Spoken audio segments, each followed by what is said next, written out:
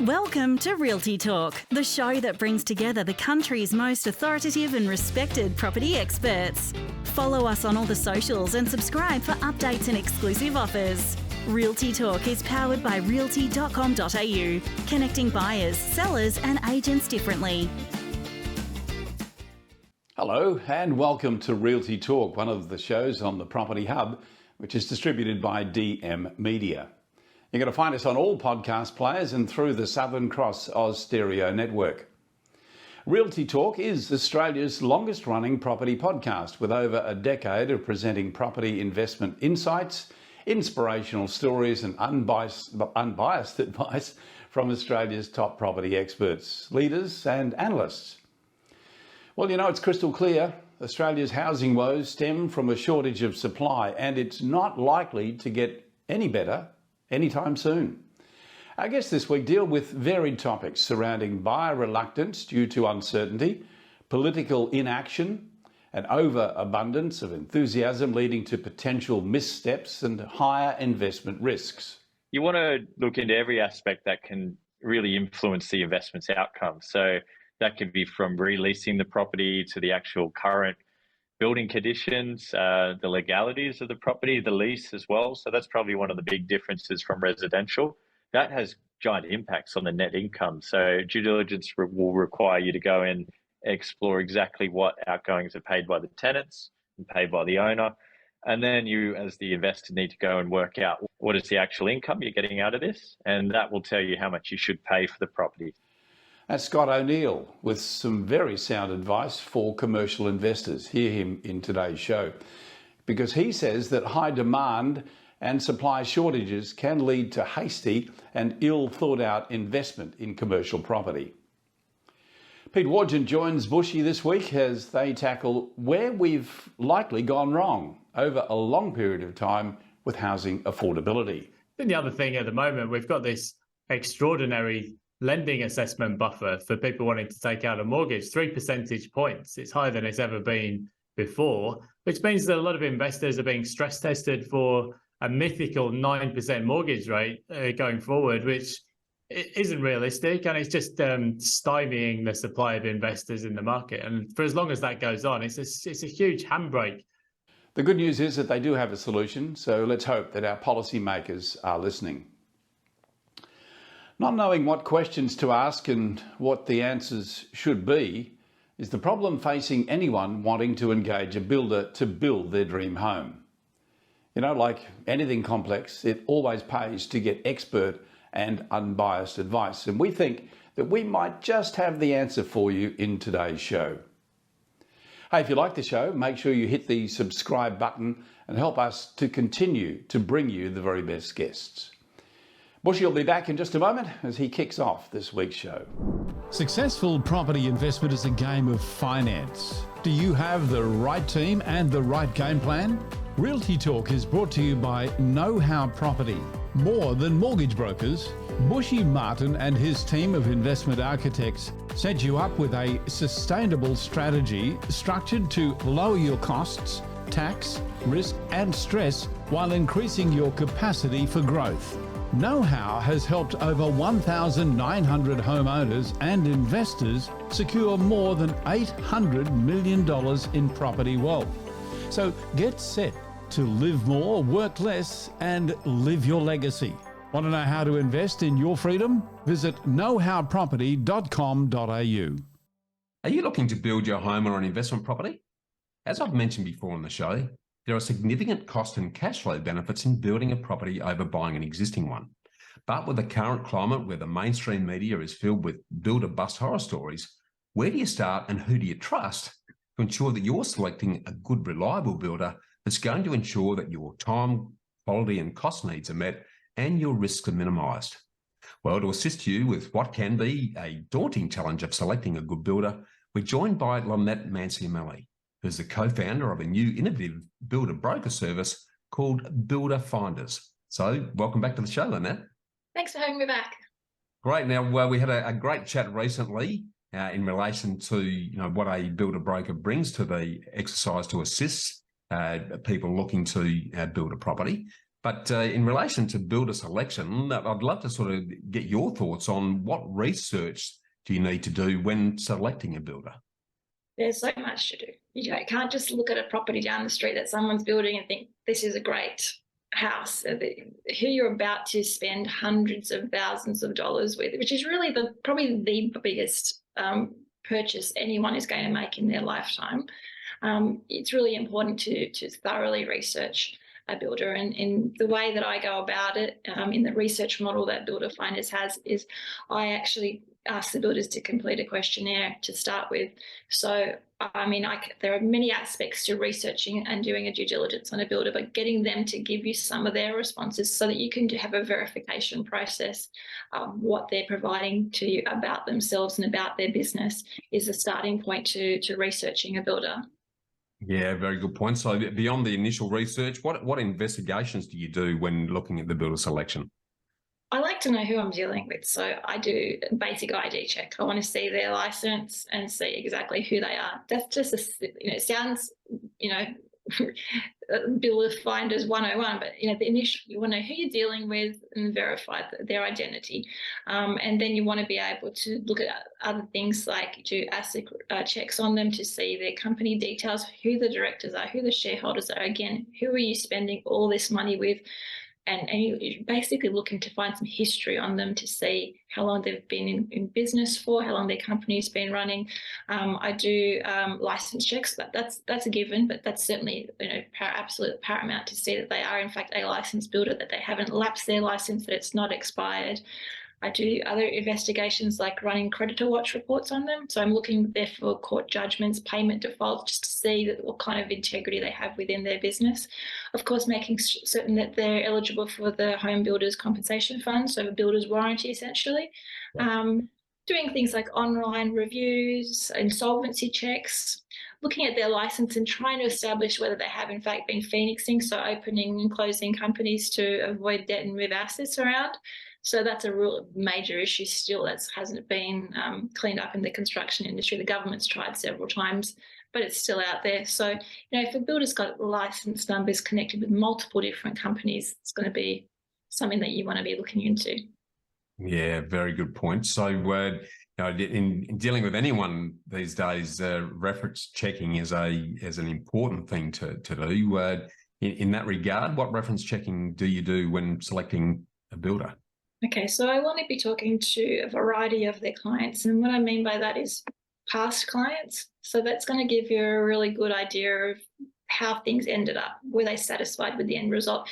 It's historical referencing, I like to call it, because their memory of the build and everything that they went through is, it's in the past.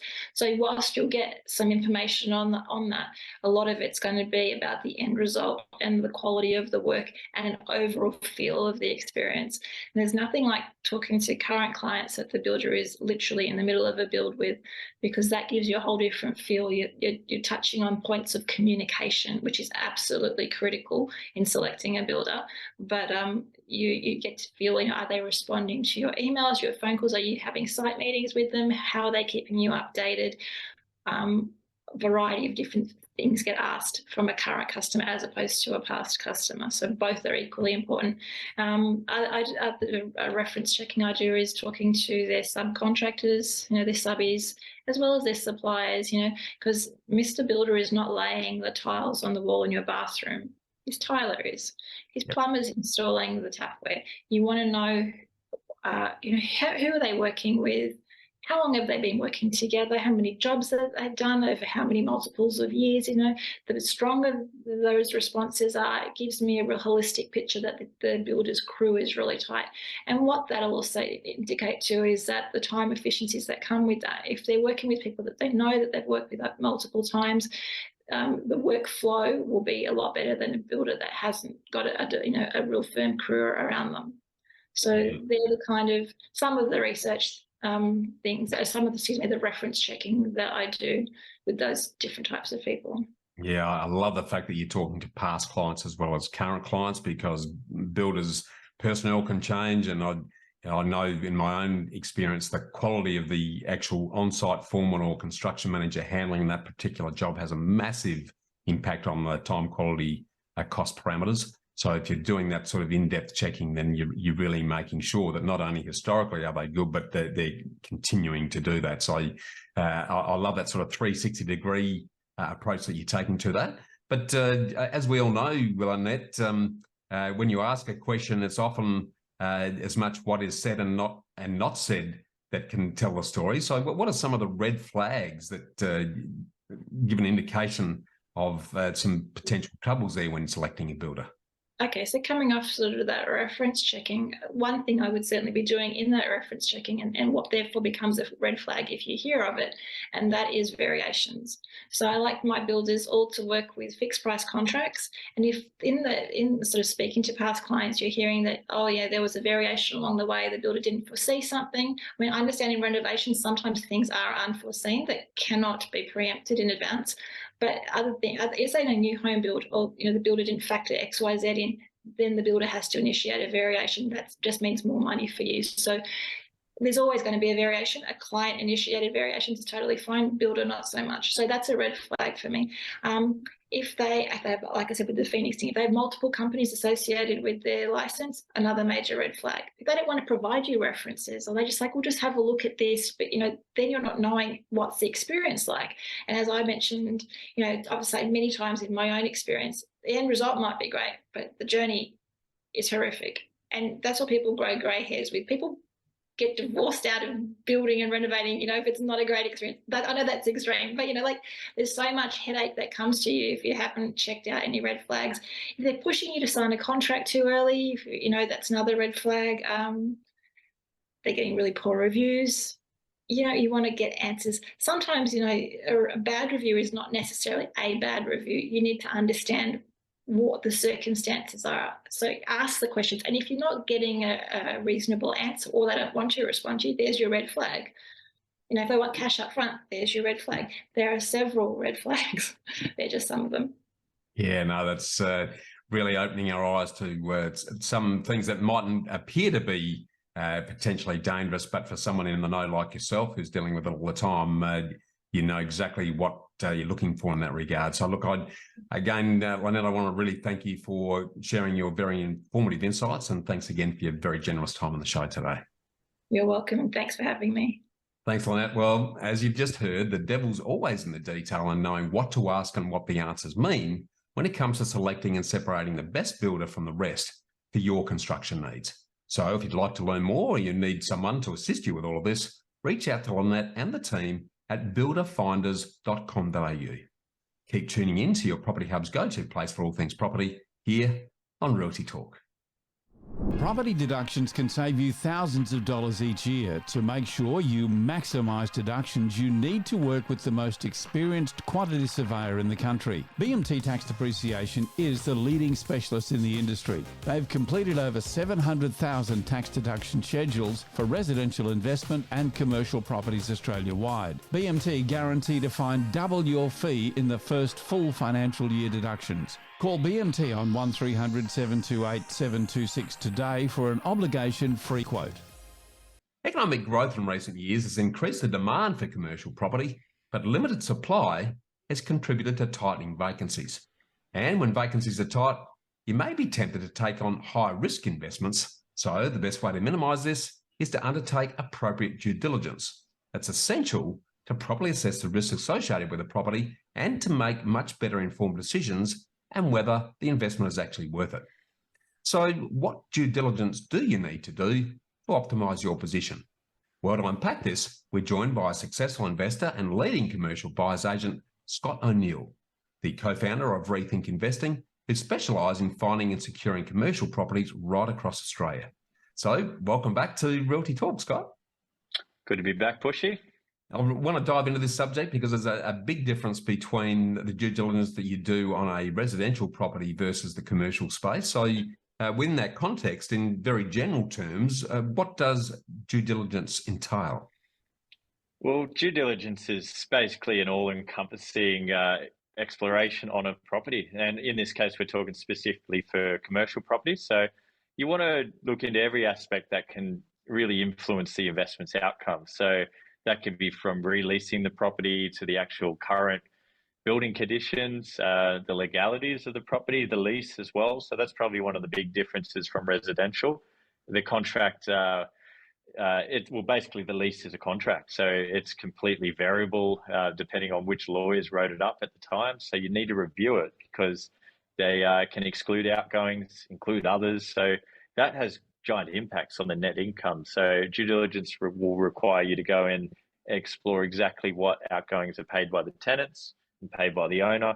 And then you, as the investor, need to go and work out what is the actual what is the actual income you're getting out of this? And that will tell you how much you should pay for the property. So it all goes back down to the income and I guess the certainty of that income.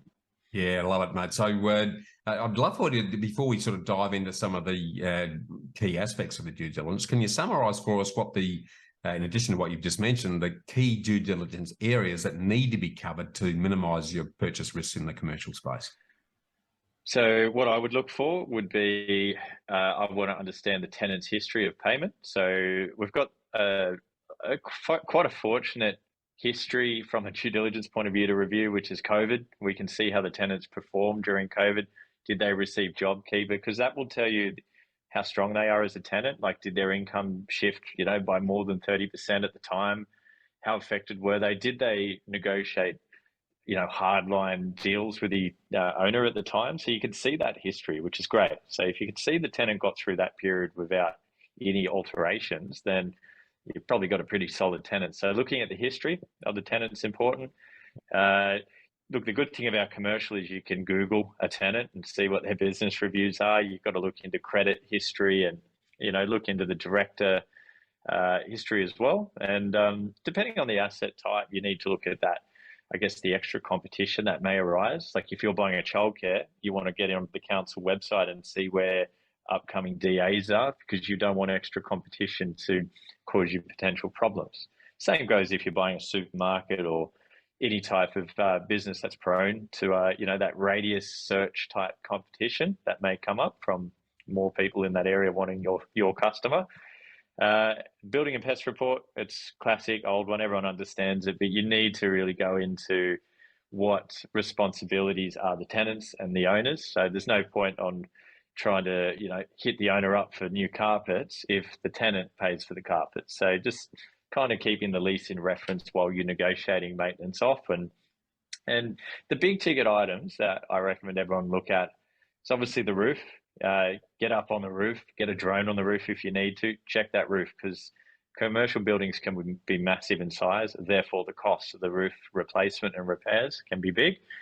And following on from that, air conditioning, imagine a big shopping center or a gym. Again, you might have a $700,000 aircon on the roof. So you got to make sure you're not up for capital works as well. Yeah. And look, you can keep going on for the next 10 minutes, but you really just want to look at the lease details, the condition of the building, why the tenants want to be there as well. So call them up. That's a big part of due diligence, and have a chat. You'd be interested to find that most tenants are quite open to chatting. I normally start off by asking them, does the property need any maintenance? Tell me, does it leak when it rains? Because the building report may not show leaks if it's a dry day. So tenant discussions, they'll uncover extra issues, and then you just rely on a lawyer to do a legal lease review. Very important. That's almost as important as reviewing the initial contract. Yeah. And then you just got to match all the numbers up and make sure they match what you're hoping. Because if the yields got lower because we've found there's extra outgoings, then back to the drawing board on the price. Yes, very good point. Now, I know you're a big proponent of including a subject to due diligence clause when you make an offer. Can you talk to us a little bit about, what does the due diligence clause entail, and hand in hand with that, how do you successfully negotiate its inclusion on a high demand property where selling agents mightn't be that interested in conditional contracts?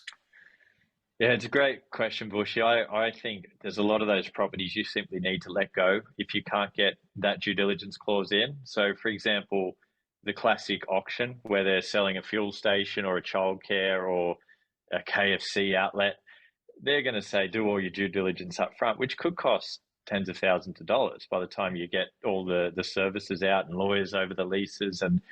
it's simply not worth it, especially in an auction condition, because this is one of the I guess the big gotchas in commercial. Novice investors come into this field and they want a secure lease, and that is generally the type of property that will go to auction because they know people are going to overpay for it because they're hoodwinked by the exciting long lease and they'll pay too much for it. But they're the auction condition properties. So my biggest advice for an investor looking at this for the first time is probably just don't go to the auctions. There's plenty of these, especially now interest rates are higher.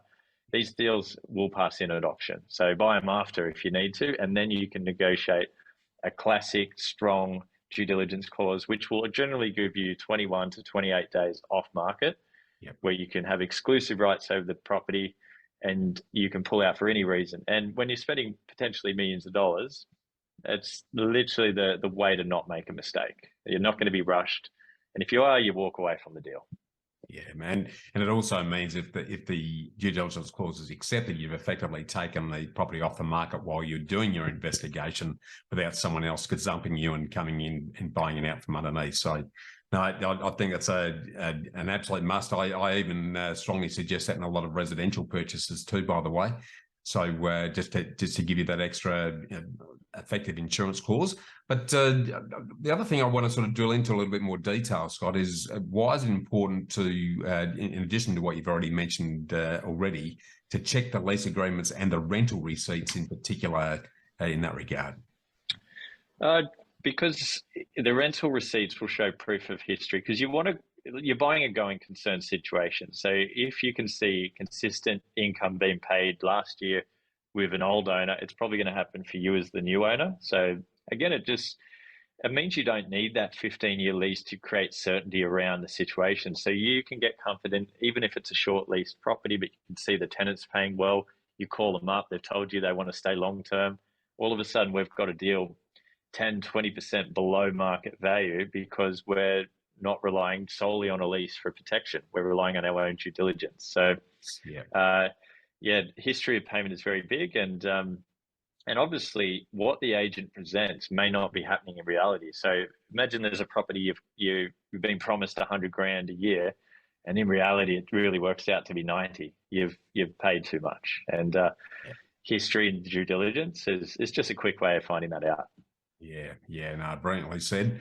The other thing that you've mentioned in previous dispatches is insurance coverage. What's in this due diligence process? Is there any benefit in reviewing insurance coverage in that regard?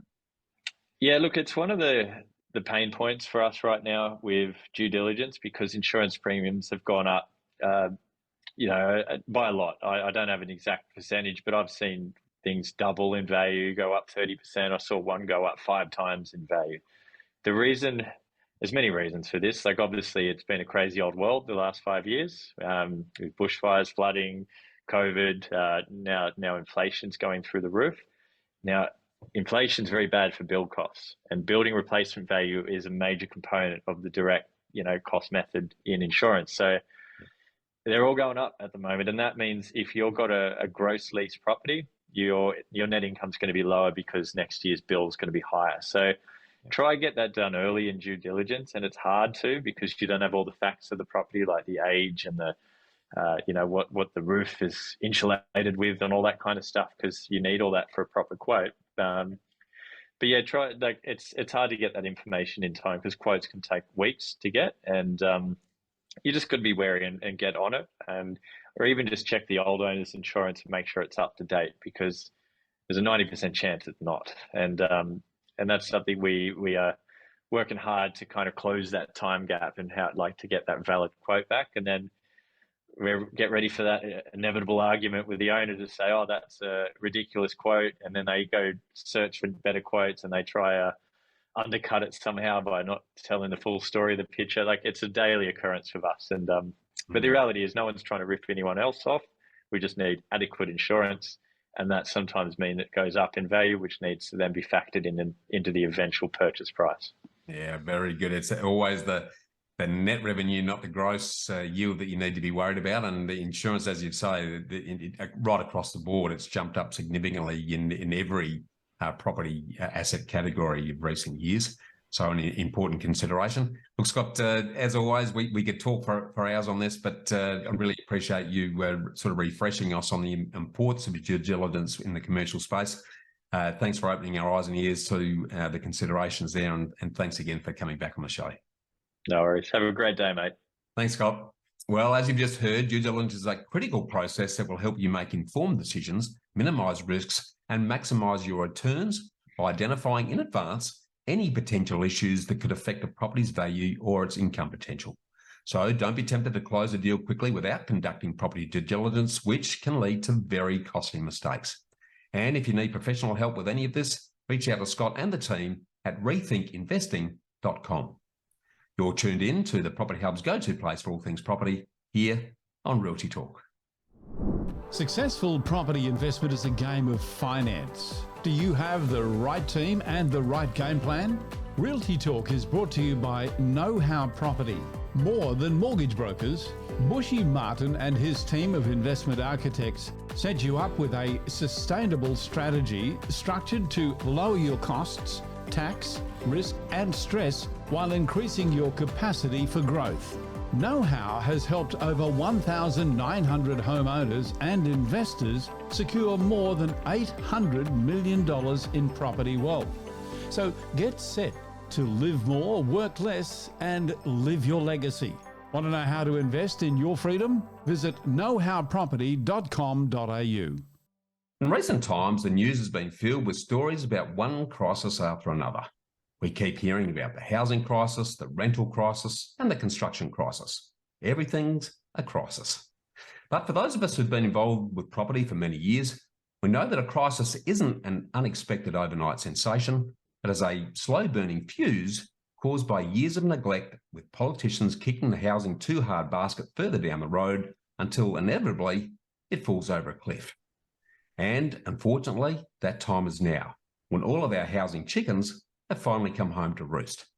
And while there's a multitude of housing symptoms, the root cause all comes back to housing supply or the lack of it. So to separate the fact from the fiction of our national housing crises and the underlying supply issues so that you can make better sense of it and use it to your advantage, we're joined by Realty Talk regular Pete Wargent, who's one of the country's leading property analysts and buyers agents, as well as being a multiple published author and all-round investment strategy guru. So welcome back to the show, Pete. Pleasure. Thanks, Bushy. Great to be on. This issue that we're going to talk about, I think, is the root cause, as I've said in the intro, of a lot of the issues that are currently being experienced in property. So I'm going to love to dive into this from your perspective. But just to sort of set the scene, can you talk to us about how low are housing stock and supply levels around the country, and what do you think are some of the causes? That's a really good point. There's a few different ways to look at housing supply. So firstly, you could look at the number of dwellings that's under construction, which is still quite high. It's over 200,000. Yep. But a lot of those are being delayed, very slow. A lot of them are listed as under construction, but they're really getting no further than the slab going down. There's shortages of materials in some cases. And I think looking further ahead, 12, 18 months' time, that pipeline is going to shrink significantly because nobody's buying new homes or getting construction loans at the moment. I think there's other ways to look at supply as well, though. If you look at rental vacancies in the capital cities, they're around 1%, and apartment vacancies are the lowest we've ever seen. So there's obviously a shortage of rental property on the market. And I think the other thing is a measure of supply is how much property is available for sale, what they call the stock on the market. Well, that's down about 30% from the 5-year average, and it's about half of what it was a decade ago. So very few people are selling, and that itself sort of underpins the market. So yes, it's a crisis of crises, as you mentioned, lots of different shortages and different drivers of each. Yeah, spot on. So without stating the bleeding obvious, what impacts is this both lack of housing supply and the low stock supply levels having beyond what we've already talked about? Well, most new arrivals into Australia are renters initially, and now we've got the borders open and we've got record population growth. So where it's showing up most acutely is in the rental market. We've got rising rents now, especially in the capital cities. We're also seeing at the bottom end of the market, there's more homelessness, there's more tent cities. I think if you look at the census figures homelessness was up around 5% between the census states, but in Victoria it's up 24%. Yeah. So yes, it's partly down to better ways to identify and measure these things, but there's clearly a massive issue in the rental market. I think more people are now house sharing or staying at home with parents for longer. So the main issue is in the rental market at the moment. I think looking ahead, though, there's going to be a shortage of physical dwellings. We're not building enough, or we won't be, especially as the pipeline shrinks over the next couple of years. So we'll start to see a shortage of homes for sale and just not very little vacant property around the capital city. So there's a lot happening in that space. Yeah, no question on that front. But so sort of projecting forward then, what future trends are you seeing in terms of housing stock supply, relative demand in the medium to long term? Oh, it's a mess, I think, over the next few years. The real-time indicators, you look at the number of new home sales, they're at decade lows. Last month, the lending indicators showed that lending to buy or build a new home is the lowest since September 2008, which you'll remember was a period of great panic. Yep. And this doesn't even account for the fact that we've got bigger population, higher prices than 15 years ago, and we're 15-year low. So that suggests that if you look at 12 to 18 months' time, the pipeline of dwellings under construction will be sinking or shrinking significantly. So population growth running over 500,000 per annum. So there's going to be an acute shortage over the next few years. I think if you look maybe 5 years out, people will be looking towards things like build to rent to deliver more supply. But this is so far down the track, and we've got a lot of bridges to cross in the meantime. Yeah, spot on. Now, there's been a plethora of fairly reactive type of immediate solutions that have been thrown around by all levels of government and others. But I'd love to get your read on the effectiveness or otherwise of some of these housing stock supply options, and how effective do you think they're going to be? Well, it's hard to keep up because in Queensland, where I live, there's a new proposal practically every couple of weeks. We saw some wild ideas being thrown around about taxing people on properties that weren't even in Queensland. Well, that idea got shelved pretty quickly. There's been all kinds of changes to tenancy rules. Victoria's increasing land tax for property investors. I think just the general vibe or the theme at the moment, there's a lot of demonising of property investors or people who own holiday homes, Airbnbs. But the problem is in Australia, we don't really build much in the way of social housing. So private landlords are the solution to the rental crisis, and it's not working, frankly. You can see the number of rental properties has shrunk dramatically over the past year, and it's still happening, especially in the capital cities now as some of the new migration takes off again. And I think some of the regional movers during the COVID pandemic are heading back to the office, back to the cities. So there's some chronic shortages of rental properties, but the solutions are all targeted at investors, which is not going to work. So we're going to need some better solutions going forward. Well, I think you're absolutely right. Unfortunately, investors have been demonised and villainised as the issue. But I think rather than treating them as the foe, if we started embracing them as the friend, because they're the only consistent source of new housing supply and rental supply. So rather than restricting them, it would sort of make sense to switch it the other way and actually incentivise them to increase the level of both rental and housing stock, as they did, a few decades ago when the government sort of washed its hand of housing supply, and I think that's a big issue now. We're seeing I think the latest exercise you've probably got your head around is that the Greens are still wanting to impose this rental cap on investors, which I don't know about your thoughts, Pete, but that just seems madness in extreme. If rental caps actually works, or if price caps actually works, well, why wouldn't we just cap everything? Why not just cap inflation at 3%, cap interest rates at 4%? There we go. I've solved the economy just by capping prices. Of course, we know in economics caps don't work. In the short term, they have an impact, but over the medium term, they don't work at all. I think if governments were serious about fixing housing supply, we used to have. There's a couple of things that would be easy fixes. Firstly, non-resident buyers or foreign buyers used to buy a lot of the new builds in Australia, but there's stamp duty surcharges against them, or another group that got demonised. Then the other thing at the moment, we've got this extraordinary lending assessment buffer for people wanting to take out a mortgage, 3 percentage points. It's higher than it's ever been before, which means that a lot of investors are being stress tested for a mythical 9% mortgage rate going forward, which isn't realistic, and it's just stymieing the supply of investors in the market. And for as long as that goes on, it's a huge handbrake on supply. As we saw a decade ago, when prices rise and when people can borrow, the supply will respond, but at the moment it's not being allowed to. Yeah, right. So it's sort of getting out our crystal ball and living in an ideal world then, Pete. What initiatives do you think need to be implemented to ensure sustainable housing stock and supply levels?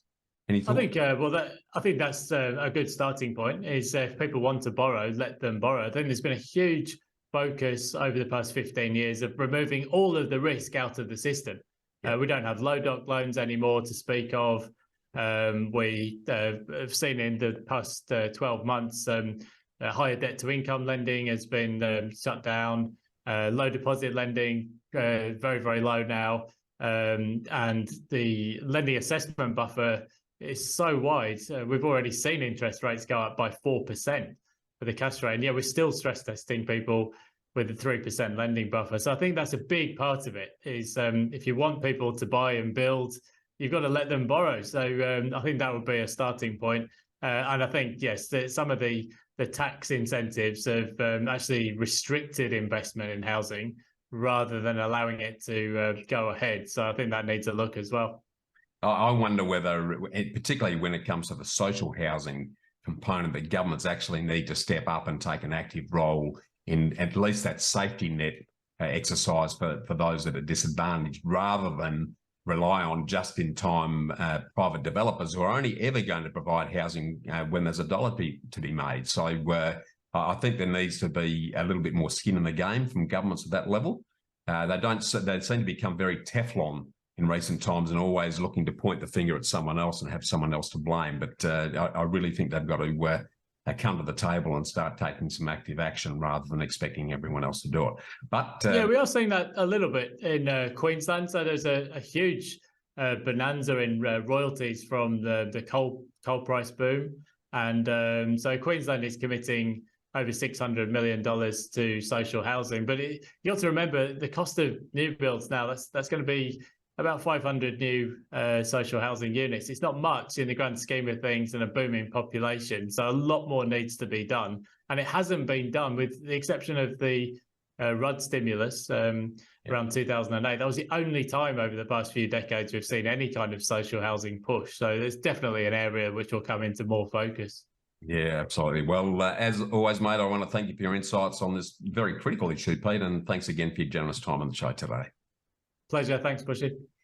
Thanks, Pete. Well, if it isn't and wasn't crystal clear before, it certainly is now. At the epicentre of Australia's housing woes is an endemic shortage of appropriate housing supply, and it's not likely to get better anytime soon until a holistic and integrated long-term systemic approach is taken by all and sundry to addressing sustainable housing solutions. In the meantime, as a born contrarian, our housing supply shortages actually provide great opportunities for astute investors to provide the right housing solutions in the right places at the right time. So, to plagiarise good old Warren Buffett, be greedy when others are being fearful. Stay for us for more here on Realty Talk, your go-to place for all things property.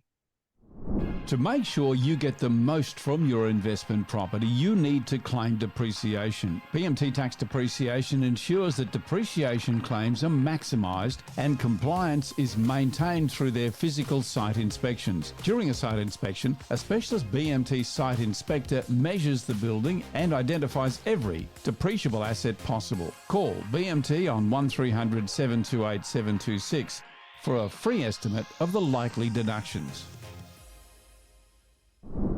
And that brings us to the end of this week's show. A big thanks to our special guests, Lynette, Scott and Pete, and of course, Bushy Martin. And before we go, make sure that you don't miss a single episode of Realty Talk or Bushy's Get Invested podcast, delivered to you each and every week.